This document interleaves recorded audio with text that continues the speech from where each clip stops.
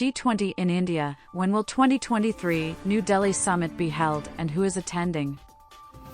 Leaders of the world's richest and most powerful countries will attend a two-day G20 summit in India's capital New Delhi, the first time the South Asian country is hosting such a powerful group of world leaders. The capital has been adorned with ornamental flowers and fountains at traffic roundabouts, while public buildings and pavements have been given a fresh coat of paint. Here's what to know about the bloc, the countries attending this week's summit, and the issues likely to dominate it. What's G20 and how was it created?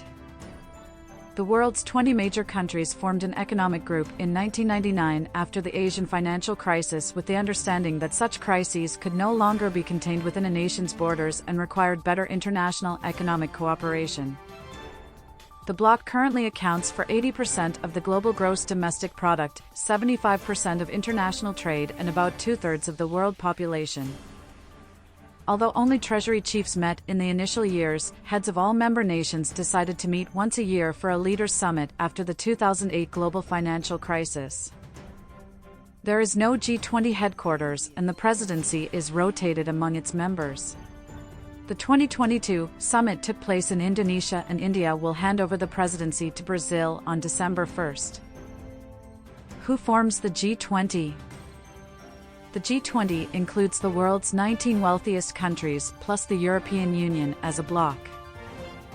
These countries are Argentina, Australia, Brazil, Canada, China, France, Germany, India, Indonesia, Italy, Japan, South Korea, Mexico, Russia, Saudi Arabia, South Africa, Turkey, the United Kingdom, and the United States. Has any other country been invited this year?